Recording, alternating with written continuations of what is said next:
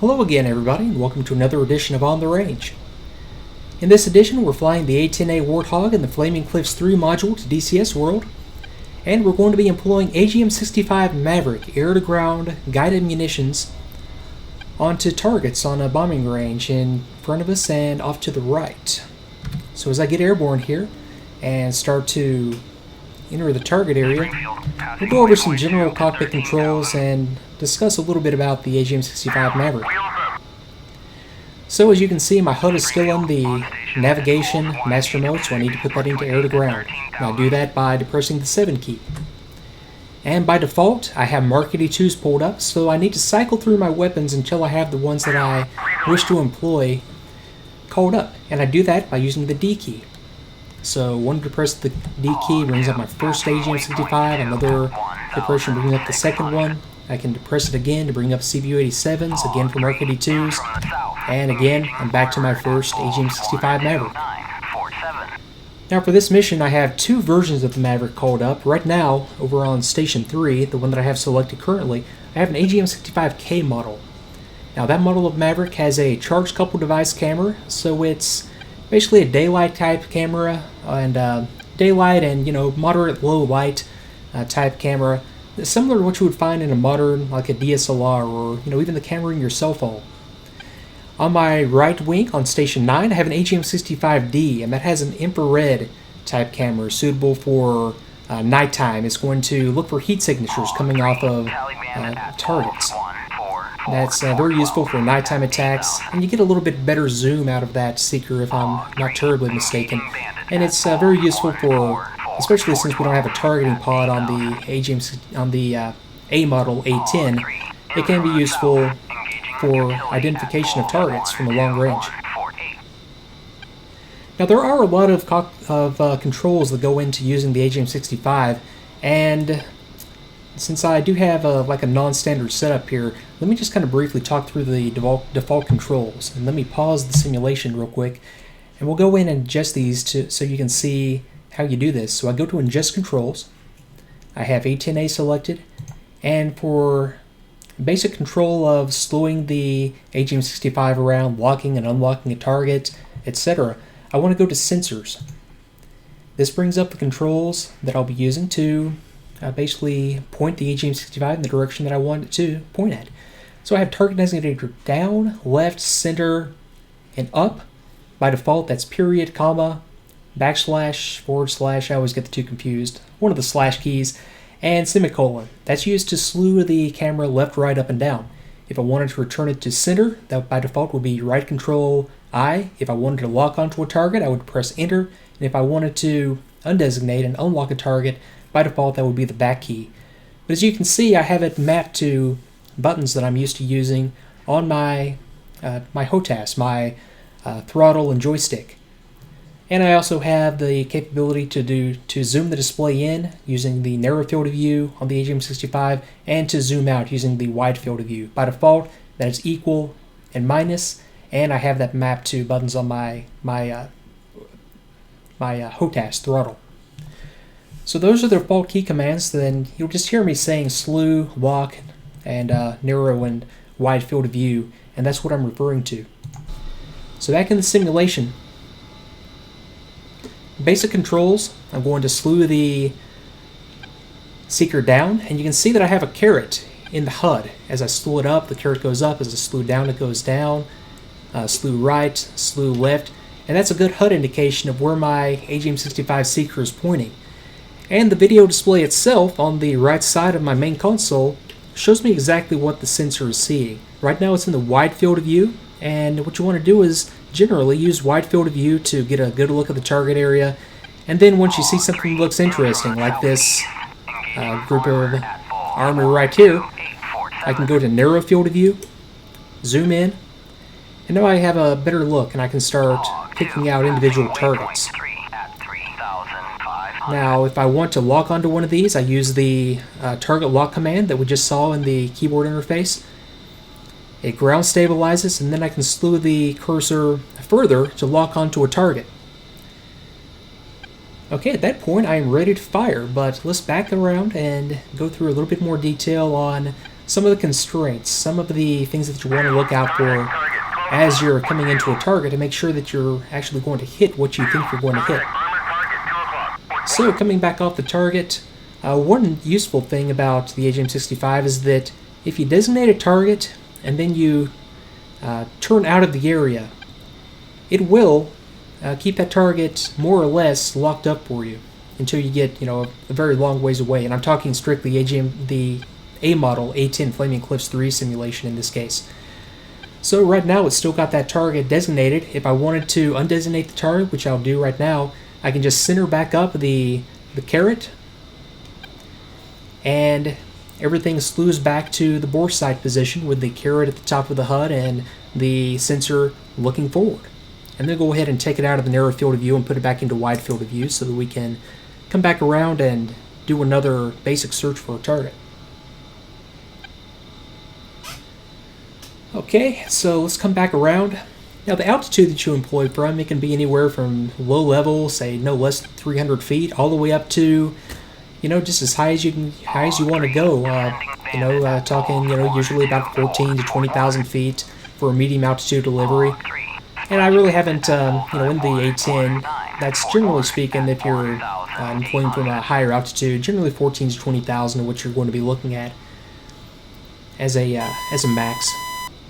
But coming back around into the target area, one technique I like to use is to start out with the carrot slewed down to around the center of the HUD. That way I don't have to worry about, having to point the nose down to start picking up targets. I have the carrot already pre-positioned about where I know I'm going to be looking for targets at. I can just kind of visually bring it around to the general area where I know that I'm looking. Ground stabilize by going to lock, and then slew it around. Look for, okay, there's a good general area I want to look for more targets in. It already locked onto one. I go to narrow field of view, and you can see that I have it locked on. Now you can see that the cross is flashing, and you can also see that the gates are collapsed around the target. Now and at that point I'm ready to shoot. I can take that target out right now, but let me undesignate and show you what it looks like if it doesn't have a target locked up. You can see that the gates are not collapsed and that pointer, that cross, is not flashing. So let me attempt to slew it over and lock onto it. There we go. The gates collapse and the pointer flashes. And at this point I'm ready to take out the target. You can see that I'm about 1.9 nautical miles slant range, which is about the minimum that I ever look to shoot a Maverick from. But I'm going to break off one more time and see if there was anything else that I wanted to cover before going ahead and employing some weapons. Okay, we're coming around for one more pass, and we're going to make this a hot pass and go ahead and employ this first AGM-65. You can see that I have my carrot in the HUD position more or less in the center. It's set up so that when I roll out, that it's already going to be more or less in the area that I know I'm going to be looking for targets at. Okay, so that's the right general area. Let me go ahead and ground stabilize by locking and then slew over and see if I can pick up some targets. Okay, there's a good general area. Then we go to narrow field of view and attempt to lock these guys up. Now you can see that it's not locking up, even though I do have a target in the middle. I'm about 5.7 miles slant range, and that was the magic number. Now that I'm within range, it has locked up the target, and I have the gates collapsed. I have the flashing cross. I can go ahead and fire 4.6 miles. So when I fire, I want to depress and hold the weapons release switch. It takes has about a half-second delay, so you want to make sure that you depress the switch and hold it. Otherwise, the Maverick is not going to come off the rail, and that can be confusing if you don't know the trick that you have to depress and hold. And that is a real-world consideration, known as a quick pickle if you depress it and don't hold it long enough. So let's see how we did. That's a good impact on that first target. So that's employment of my first AGM-65, and that was the charge couple device Daylight K model AGM-65. I have one more Maverick, and that's the infrared guided AGM-65D, and that's over on my right wing. So let me call that up real quick by depressing the D key. That selects that selected my Mark D2s. One more depressive D. Okay, now I've got station 9 selected, And that's my final AGM-65. And that run was, was from a moderate altitude. It's just a basic search. Just go in, identify the target, make sure it's what you want to shoot for, lock it up, and fire. That's really about as simple as it gets. And when we get into the C model, you see that things are not quite that simple. But in this A model simulation, employment of AGM-65 is a breeze, and it can be a breath of fresh air if you used to flying the more complicated C model. You just want to come into a simulation and just start to employ some weapons with less hassle. The A model can be a lot of fun.